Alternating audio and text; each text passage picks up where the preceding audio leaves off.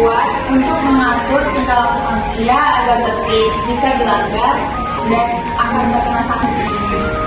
Kamu bilang hukum itu dibuat oleh siapa?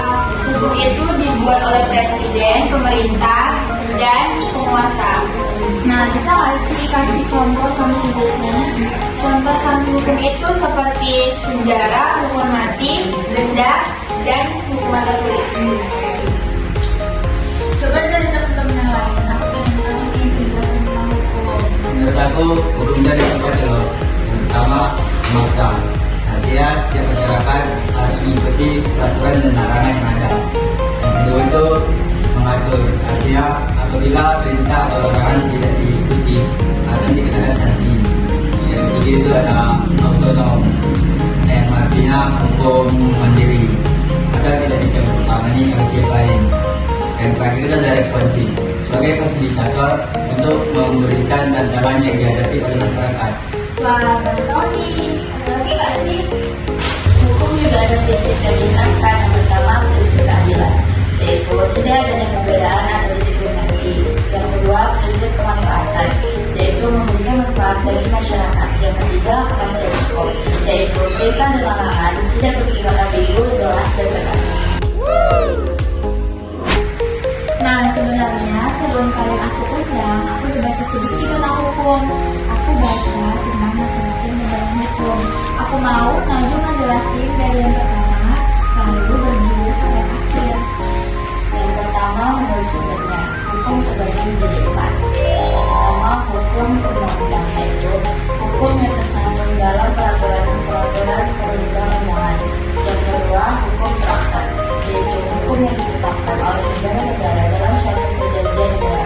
Yang ketiga, hukum jurisprudensi, yaitu hukum yang terbentuk karena putusan hakim. Yang keempat, hukum kebiasaan, yaitu hukum yang terletak dalam peraturan kebiasaan. Yang kedua, menurut dokumen, hukum terbagi menjadi 2. Yang pertama, hukum tertulis, yaitu hukum yang dicantumkan pada berbagai perundangan. Yang kedua, hukum tidak tertulis, yaitu hukum yang masih hidup dalam kehidupan masyarakat tetapi tidak tertulis. Menurut tempat berlakunya, yang pertama, hukum nasional. Hukum nasional itu berlaku pada suatu negara. Yang kedua, hukum internasional. Hukum internasional itu berlaku pada suatu dunia internasional. Keempat adalah menurut waktu berlakunya. Ius quantitatum itu hukum yang sekarang. Ius quantitatum hukum yang akan datang. Hukum alam, yaitu berlaku di mana-mana di bangsa dan dunia. Yang kelima, menurut cara mempertahankannya. Cara mempertahankannya dibagi menjadi 2, hukum material dan hukum formal.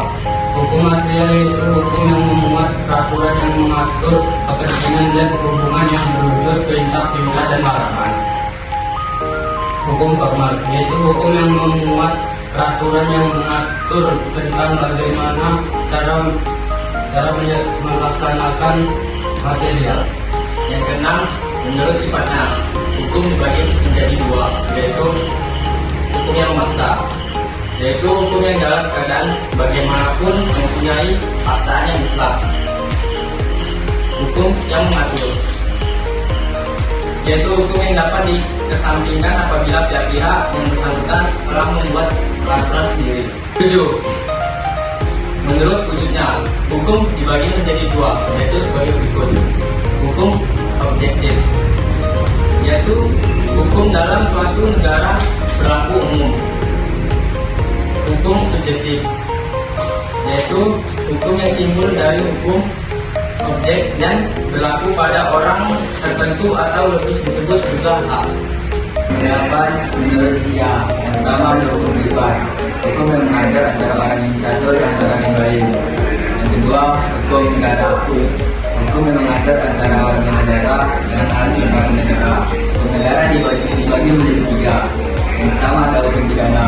Hukum pidana itu hukum yang mengatur antara warga negara dengan negara. Yang kedua adalah hukum tata negara, hukum yang mengatur antara warga negara dengan alat tata negara. Ini ada Yang terakhir ada hukum administrasi negara, yaitu hukum yang mengatur hubungan atas ketatapan negara dengan pemerintah pusat daerah. Wah, aku sudah cukup puas nih dengan penjelasan kalian. Aku mau nanya sama kalian, kira-kira bagaimana sih tanggapan kalian tentang hukum di Indonesia yang masih paling dulu terjadi? Menurut aku yang masih paling dulu itu negatif. Nah, jelas sekali karena merusak keadilan. Begitulah Indonesia sekarang. Nah, begitulah penjelasan tentang hukum. Oke, sekian podcast dari kami. Semoga teman-teman yang menonton akan mendapatkan manfaat.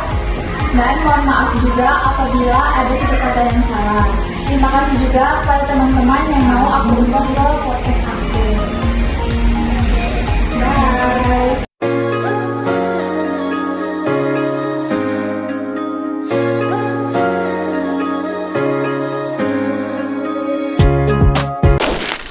Saatnya sudah akhir sekali.